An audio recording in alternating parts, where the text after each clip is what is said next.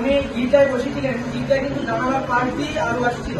তখন এই যে গির্জার মধ্যে কিন্তু শিকল থাকে, তখন শিকলটা কিন্তু আলো ধারণ করছিল। তখন উনি দেখতেছে যে এই যে শিকলে যে আলো আসতেছে, শিকলটা একটি আলো ধারণ করছে, মানে আলোটা দুলতেছে। তখন আলো দুলতে দেখে উনি কিন্তু অনুভব করলেন যে আলোটা কি কারণে দুলতেছে। তখন উনি অনুভব করলেন যে আলোটা এই তারপরে এই যে আমাদের যে হাতে যে নারী স্পন্দনটা আছে, ঠিক এই জায়গার মধ্যে উনি চাপ দিলেন। এই জায়গার মধ্যে উনি চাপ দিয়ে দেখতে পেলেন যে আমাদের এখানে যে নারী স্পন্দনটা, উনি দেখতে পেলেন যে এই জায়গায় একই সময় ঘুরতেছে। এখন একই সময় বলতে কিন্তু উনি বোঝাতে চাচ্ছেন যে নারী স্পন্দন। তখন কিন্তু ঘড়ি আবিষ্কার হয়নি। তখন উনি ভাবতে পারলেন যে এই যে সময়টাই উনি নারী স্পন্দনের সাথে তুলনা করেছিলেন। তখন উনি ভাবছিলেন যে দুলনকাল দিয়ে যদি নারী স্পন্দন মাপা যায়, তাহলে নারী স্পন্দন দিয়ে কি কারণে দুলনকাল মাপা যাবে না।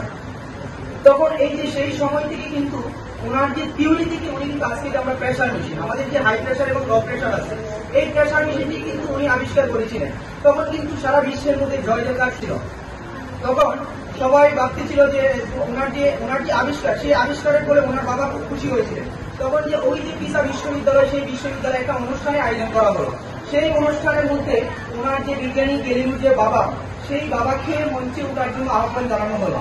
তখন মঞ্চে ওঠার জন্য উনি ঠিকই মঞ্চে উঠেছিলেন, কিন্তু ওনার বাবাকে বলেছিলেন যে ওনার বাবাকে যে ওনার ছেলের কাছে পুরস্কারটি তুলে দেওয়ার জন্য। কিন্তু উনি মঞ্চে উঠেছিলেন দিয়ে কিন্তু সেই পুরস্কারটি ওনার বাবা হাতে তুলে দেন নাই। ওনার বাবা একটাই কথা বলেছিলেন যে আমার সন্তানকে আমি জন্ম দিয়েছি, কিন্তু আমার সন্তানকে কি পথে তুলে দিয়েছি, কিন্তু আমার সন্তানকে আলোর পথ দেখিয়েছি যে এই সেই সকল শিক্ষক। সেই সকল শিক্ষককে আজকে আহ্বান জানাবো যে মঞ্চে ওঠার জন্য। সেই সকল শিক্ষককে বলবো যে আজকে আমার ছেলের কাছে পুরস্কারটি তুলে দেওয়ার জন্য, যারা আমার ছেলেকে আলোর পথ দেখিয়েছে। তখন কিন্তু পিসা বিশ্ববিদ্যালয়ের যে শিক্ষকরা আছে, তারা সবাই একই সাথে মঞ্চে উঠেছিলেন। তারা কিন্তু প্রায় 17 জন শিক্ষক একই সাথে পিসা বিশ্ববিদ্যালয়ের শিক্ষকরা মঞ্চে উঠেছিলেন এবং তার ছেলের কাছে পুরস্কারটি তুলে দিলেন। এখন এই কথা থেকে কিন্তু আমি একটাই কথা বলতে চাই যে উনি যে বলেছিলেন যে এই যে গ্যালিলিও বাবা, সেই বাবা বলছিলেন যে আমার ছেলেকে কিন্তু আমি জন্ম দিয়েছি, আমার ছেলেকে আমি পথে তুলে দিয়েছি, কিন্তু আলোর পথ দেখিয়েছি শিক্ষক। আজকে আমরা কিন্তু তোমাদেরকে গ্যালিলিও বানাবো না। সেই গ্যালিলিও বানানোর জন্য আমরা স্বপ্ন দেখছি না। আমরা স্বপ্ন একটাই দেখছি যে গ্যালিলিও বাবা যে বলেছিলেন আলোর পথ দেখাবে, সেই আলোর পথ আমরা দেখাবো। তোমরা সেই আলোর পথে আসবা। এটাই থেকে শিক্ষণীয় উচিত যে বাবা কিন্তু সন্তানকে জন্ম দিয়েছে, বাবা কিন্তু সন্তানকে পথে তুলে দিয়েছে। সেই শিক্ষকরা কিন্তু আলোর পথ দেখিয়েছে। আজকে যে সায়েন্স কোচিং সেন্টারে যেখানে অনেক শিক্ষক আছে, তাদের কিন্তু আজকে চোখে টলমল করতেছে। কিন্তু কারণটা কি, তোমাদেরকে আজকে বিদায় দেওয়া, তোমাদেরকে বিদায় দেওয়াটা কিন্তু খুব কষ্টসাধ্য হয়ে যাচ্ছে। কারণ তোমাদের কিন্তু বিশেষ করে কিন্তু বিজ্ঞান বিভাগে যারা আছো, তারা আমার সরাসরি স্টুডেন্ট যারা, তাদেরকে কিন্তু অনেকভাবে গাইডলাইন করেছি তোমরা যাতে ভালো রেজাল্ট করো। এখানে যারা সামনে আছো, তাদের কিন্তু চোখে মুখে কিন্তু টলমল করতেছে। কিন্তু আমি দেখতে পাচ্ছি যে এখান থেকে আগামী দিনের ভবিষ্যতে কিন্তু ভালো একটা উদ্ভাবনী, ভালো একটা তোমরা ভালো কিছু করতে পারবে। এই যে আমার স্যার রায়হান ভাই বলেছিলেন যে তোমরা নটর ডেমে চান্স পাও, তোমরা কি নটর ডেম বলতে ছেলেদের জন্য সবচেয়ে ভালো একটা কলেজ, তারপর কি মেয়েদের জন্য বিকারুন্নেস আছে, আর বিভিন্ন ধরনের কলেজ আছে। তাহলে তোমরা যদি এখন ভালো রেজাল্ট করতে না পারো, তাহলে কিন্তু সেই কলেজে চান্স পাবো না। কারণ সেই কলেজে চান্স পেতে হলে কিন্তু প্রথমে ভর্তি পরীক্ষা দিতে হয়। সেই ভর্তি পরীক্ষাতে উত্তীর্ণ হলে কিন্তু তোমরা কি করবা, সেই কলেজে চান্স পাবা। তারপরে কিন্তু তোমাদের ইন্টারমিডিয়েট শেষ হবে, তারপরে তোমরা পাবলিক বিশ্ববিদ্যালয়ে চান্স পাবা।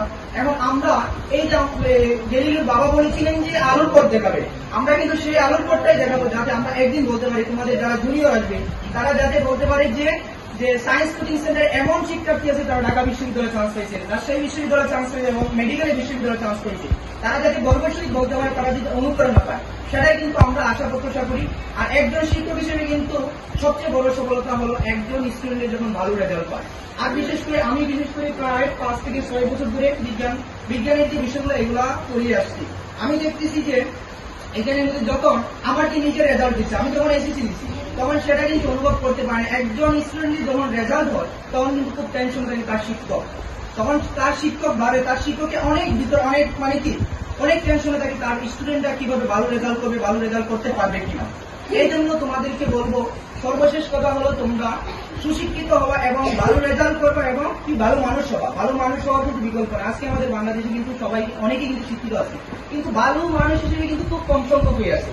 তাই আমরা সর্বশেষ বলবো, তোমরা যে মা বাবা আছে, এখানে কিন্তু অনেক গার্ডিয়ান আছে, যে আরাধন দাদা আছেন, তারপর কি আরো গার্ডিয়ান আছে, তারা কিন্তু সবাই কিন্তু তোমাদের মুখের দিকে একটাই তাকিয়েছে যে আমার সন্তান ভালো রেজাল্ট করবে। কারণ আমি নিজেও যে আমার বাবা আমার বাবা যদি আমি যদি একটা ভালো কিছু করি তখন কিন্তু আমার বাবা বলতে পারবে যে আমার সন্তান অমুকে, যেমন আমার গ্রামের মানুষ বলবে যে অমুকের সন্তান এই হয়েছে সেই হয়েছে, তখন একটা কিন্তু যে বাবা হিসেবে কিন্তু এটা কি প্রাপ্ত। তাহলে তোমরা একটা জিনিসই চিন্তা করবা, যে সন্তান তার বাবার কষ্ট বোঝে সেই সন্তান কখনো কিন্তু সে কিন্তু পথভ্রষ্ট হয় না, সে কিন্তু ভালো রেজাল্ট করবে। তাহলে তোমরা মা বাবার কষ্টটা বুঝবে এবং মা বাবাকে শ্রদ্ধা করো, এবং তোমাদের যারা আশেপাশে গুণীজন আছে, শ্রদ্ধেয় ব্যক্তিবর্গ আছে, তাদেরকে তোমরা কি সম্মান করবা।